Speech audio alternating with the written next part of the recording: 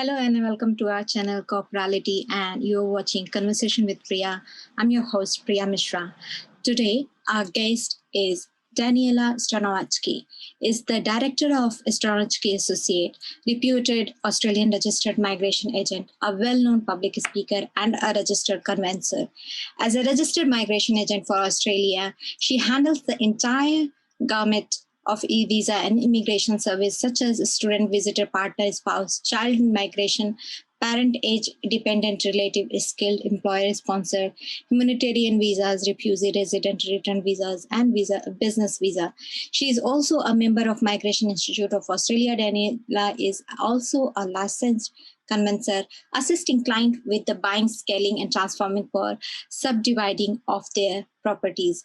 She pursued her Bachelor of Arts, Legal Studies, Bachelor of Law, and graduated Diploma in Immigration Law and Practice, all from the Victoria University of Technology. She lives in Melton, Victoria, and today we would like to unfold some of her story and the journey and how she started this business. Hi, Daniela. Thank you for joining in our show today, and thanks for your acceptance. Thanks, Priya. Lovely to be here. Thank you.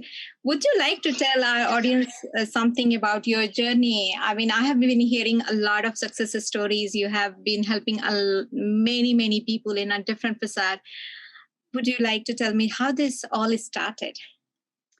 Well, I've been a registered migration agent for almost 12 years. Yeah. And about, 12 years ago, I actually was a general legal practitioner. Mm-hmm. And I had a friend that was applying for a fiancé visa, and she needed help drafting her statutory declaration to show, obviously, that she's in a committed relationship. And once I helped her do that stat dec, the actual case officer said to her, "Your stat dec is really well done and you've got the visa." And I thought, okay, maybe this is my calling and this is what I should be doing. So I signed up and I did the migration course, and I've been doing this ever since. Destiny calling kind of thing. Yes. Very interesting story. I mean, I heard that people make a lot of planning before they start. You kind of feel like you bumped into it. Yes, exactly. Yeah, and you've been enjoying as well. That's also amazing part to see that not many people enjoy that something they haven't planned well and was not passionate from the childhood kind of thing, People it's very exciting. Like every day I wake up, and even during the night if I wake up, I'm constantly refreshing my emails, and when you see that auto letter generator and you've got that grant, it's very, very exciting. Even after 12 years, it's still exciting. Yes, interesting, because I have been hearing you a lot of story, and every time you hear, I can see that passion and the story goes behind it. Every candidate you put through your effort. So in this immigration law are becoming stricter and tougher everywhere in the world, how can migration agent help address the issues and problems of immigrations like this? So a registered migration agent specializes in migration, and what we do is we have to be very knowledgeable with the law in order to, re-register and become a migration agent every year. And so we're constantly up to date with the law and what's going on. And I'll speak about myself in general, and not for all migration agents, but obviously with my knowledge, and because I specialise in immigration as a whole, you have some agents that only do student visas, you have some agents that only do partner visas, but I do all visas. So I guess the advantage is when someone comes to me and they say, "I want to come to Australia, how do I do it?" So, I have a consultation with them, I grab all their details, and then based on the information they give me, I know exactly what visa they can apply for. If we can do permanent residence straight away, then of course that's what I'm going to push for. But if we have to jump through temporary visas before we get to permanent, my client has a full pathway in advance, knowing what they have to do to get to the permanent residence. So I think that's why it's important to have a migration agent. If they go on the immigration website, it is very detailed, but of course, it's general information, and you have to really follow the law and the regulations to see whether or not you can actually meet the requirements. So it's very important to note that. Yeah, I mean, having that education handy, how amazing it is. It was not easy when I was migrating that time, because of the majority of time it was the lack of information. Does Australia have one of the toughest immigration law? So can you repeat that? Does Toughest immigration Australia law? have one of the toughest immigration law? What are the requirement of talents who wish to migrate to Australia, and what does the country offers them? Why? At the moment, the global talent visa is probably a priority visa for immigration because they're obviously looking for people that can set up a business, that have an idea, that'll engage Australian citizens, and obviously be involved in certain sectors that are going to, at this point, help recover the economy during the COVID pandemic. So, if they've got a skill in resources, agricultural, food, energy, if they're from the health industry, digitech, infrastructure, financial services, if there's something where they can show that they've got a talent that, I guess, do something for Australia, then they will be considered for the global talent visa. Interesting. So what are the most promising sector that can immigrate to Australia? How do you deal with the multicultural issue? The multicultural issue is actually not an issue. And it's funny you say that. A lot of people say to me, oh, can I come to Australia with an Indian passport? Or can I come to an Australian with an Argentinian passport? And what they don't understand is your passport is not a problem. Yeah. You obviously need a passport to travel. But if you as a person can't meet the criteria for the visa, you're not going to get it. It's got nothing to do with your passport. Yes. So, I mean, to answer your question about, what sort of occupations are really going at the moment, and we have to constantly keep up to date with each state because each state has their own list. It's constantly getting changed because of COVID. I have to say IT professions, engineering professions, and the medical professions, in particular the registered nurses. Right. I mean, IT was on requirement all time. I believe it's been 10 years. I'm hearing it's a common requirement, Yeah. But it's interesting to see that we are also looking towards more of an agriculture side as well, Yeah, during the pandemic, agriculture, food production, funnily enough, this is something that's really needed. Yeah. Now, whether there's an issue with import-export because of the border closures, so we're relying more now on the local labour market, I'm not sure. But it is something that they're looking at, as well as even like childcare, aged care, disability care, all these things that weren't really a big thing, all of a sudden really needed for the COVID recovery. Very, I mean, I think we can see why it is, because it's becoming harder and harder actually dealing overseas, considering this is not going to go away anytime soon. Was the scenario. Yeah, sadly. Yeah, sadly. So how do you work with the people who have immigrated? Do you help by providing them formalizing program and settle the blend or local community or something? Is there any program with you on that? So we're pretty much a one-stop shop, and what I do for my clients is pretty unique compared to others. I've done my research. So we help people all the way through the visa process, including preparing them for the English test, in particular PTE. Based on my research, I think PTE is a more stable and consistent English test than IELTS. Right. We help people prepare for the skills assessment, so getting their education and work experience recognised, because if you're going for a skilled or work visa and you can't get that through, you're not getting the visa. So again, nothing to do with the passport. And we have a specialised skills consultant who deals with that, so she can review the CV and determines whether or not you qualify now or there's extra things you need to do. Yeah. Then I obviously do the visa, and after the visa, we assist with relocation. So if they don't have anyone in Australia, we meet them at the airport, we find them a rental property. If we can find free furniture, we put that in. We set up their bank accounts, we go touring with them, the next day of their arrival, so they have a good experience coming into Australia.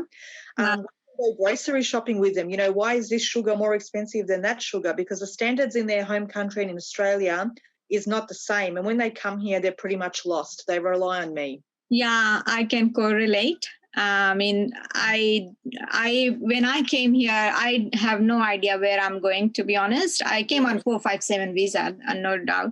Company did not provide me the accommodation or anything. So finding on weekend a hotel was a challenge. I was actually 4 hours on taxi searching things around, It was not easy. Then 20 days, I'm pure vegetarian. 20 days I was on food. I had no idea what to eat, because everything was like meat oriented. I can see it was hard for me to figure out.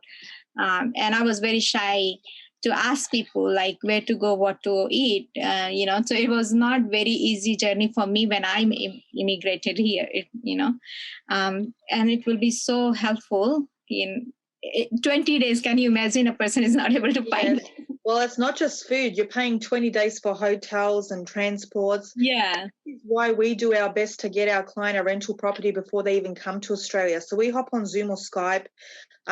We show them the property while we're with the real estate agent. And if you don't have any history of renting in Australia, it is extremely hard to get a rental property. So as a migration agent, I do a support letter for my clients, and I really plead with the real estate agents to try and get a rental property. And when I find rental properties, I'm very careful that it's near a school if they have children, it's near a bus stop, it's near a shopping centre across the road. I try and make things as easy as possible for them to integrate before they decide to move on, buy a house, get a bigger rental property, start their own business. All the people I deal with, I deal all the way from temporary to citizenship.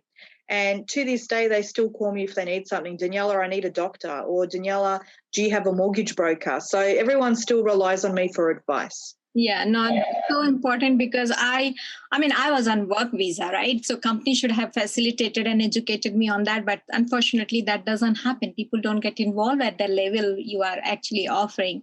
I wish I would have met you at that time. And I'm like, people who will be joining you will be really lucky, because I can Thank you. hard time I have gone through for 5-6 months. Yes, it's not easy. And you're wasting a lot of time and money. Yeah. There's no reason for you to be wasting money in a hotel, especially those on student visas. Like they're only allowed to work 20 hours a week, and they have these big fees in school, and they're struggling to find a place, and it's really difficult if you don't have the support. And when I joined in here, like it was every nitty-gritty details which you are explaining now, it helps a lot. Especially when you are first time. And I came straight away. I have to join the job because I was on 457 visa. I was transferred. So how are you? By the time the job was finishing, everything was closed. 5, 6 years. Yes. What can you do? Exactly right. So that was the challenge. But it's really amazing, facilities you are offering. These are, those skills who graduated visa expiring soon. Now that the skill migration program is limited, what can they do? Like, are you helping those people who are like struggling during this COVID time? Absolutely. There's a lot of people at the moment where their skilled graduate visas are actually expiring on 15 March. So they're all now deciding last minute what are they going to do. Some of them should have applied a while ago for the skilled migration program. I just think that in their head they thought they had time. I don't think they realised that the sooner you start to prepare, the better. Even before you get the skilled graduate visa and you finish your student visa, you should be planning out how you're going to get to that skilled migration, because there's two sorts of people for the 485 visa. You've got the postgraduate stream. They get the 485 visa for 2 years. Yeah. And then you have the graduate stream. They're the people that get the visa for 18 months. Now, the ones that get it for 2 years, they're okay to go on a temporary work visa if they've been working for 2 years in an occupation that's on the list and they have a sponsor. So they're safe. And then obviously, time after that, they can apply for permanent residence. But those that have the graduate visa for 18 months and they're short for 6 months for the 2 years, they can apply for a training visa. Yeah. So long as two things happen. You either have finished your qualification within 24 months of applying, or you have 12 months experience and you need more. So to build up your professional development. Right. So that training visa effectively is a work visa. And obviously that's going to give them that 6 months to complete. So they've got 2 years in total work experience. Then they can apply for a temporary work visa. We have others that are obviously getting married. These are people that have been on student visas for like 5-6 years first. So it's quite normal that they've integrated, met the love of their life and they're going down the partner visa route. And then you have others that are fortunate and during this pandemic, they've got a skill that Australia needs and they're getting that skilled migration visa through. Very interesting. So, and with all these travel exemptions, how you tackling, how you helping people in that regards? I've got to be honest with you, I'm literally getting grey hair from the stress. So It's really hard, you know, everyone's really stressed. It's really, really sensitive. In my history of dealing in my migration journey, I understand people get frustrated and stressed, and, you know, you have people that cry. Sometimes you're like a counselor to your clients, you know, they just need someone to talk to. But I've got to admit, the travel exemptions is probably the most stressful out of everything I have to possibly do. Because even though there's criteria you can meet, it's not very detailed. It comes down to the person that's assessing it. Right. And they warrant compelling compassionate grounds or they don't. I mean, there's even things like, you know, if you've got a critical skill, you can get an exemption. But the problem is if you don't have a sponsor, it doesn't matter that you've got a critical skill. You can't get the travel exemption just on the basis you've got an occupation they need. Wow. So it's very vague as to what you can do. Lately, all mine have been approved, touch wood, except for one. And that one, I'm actually taking it further and making complaints because I think it's a breach of human rights, and he's been separated from his family for a very long time. So, yeah, I'm hopefully going to get that one through. I'm still waiting to find out what's happening, but I am fighting to push that through. Travel exemptions are not easy, I can tell you.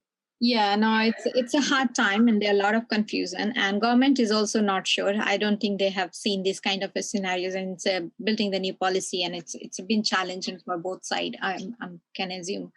Yes. Yeah, it's not easy time we are going through, and we wish we will pass through that. But I heard that you are also expanding in other part of the world. So how is it going, that journey for you?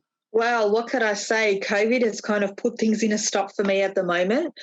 This was all meant to be done March last year, but obviously I can't travel, and I need to travel to finalise setting up the companies in these different countries. So I'm setting up in Dubai, I'm setting up in New York and in Auckland. So I really have to travel in order to go and finalise this, but we're almost there. I'm patient. I'm sure things are going to blow over soon. Yeah, I'm sure. I can't wait. Looking forward how you grow, and I've been seeing your journey for a while. Looking forward to seeing your growth and how you're gonna do.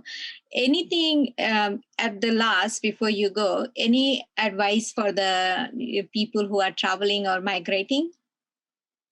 Be patient. Don't be frustrated. The situation is what it is, and don't give up.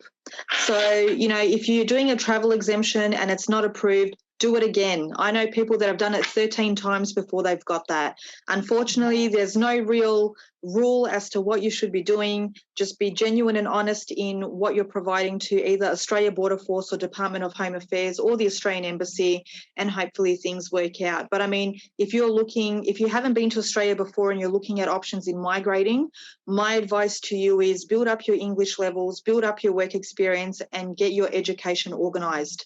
Do your skills assessment, do your English tests, because all these results are valid for about 2 or 3 years. So nothing is a waste of time. Sooner or later, they're going to have to open up the borders. These people are going to be ready to apply. Right. Thank you so much. Thanks for joining in. And I'm sure it is a quite value addition, I would say, you know, especially in this scenario and in today's market. Thank you so much for joining in and explaining all that details from your skill set and from your industry. Thank you. Thanks, Priya. Thank you so much for watching this video. If you liked it, like, comment, and subscribe if you haven't already done it. To know more about us, visit www.corporality.global. And also you can find more about Priya Mishra is on priya.sydney.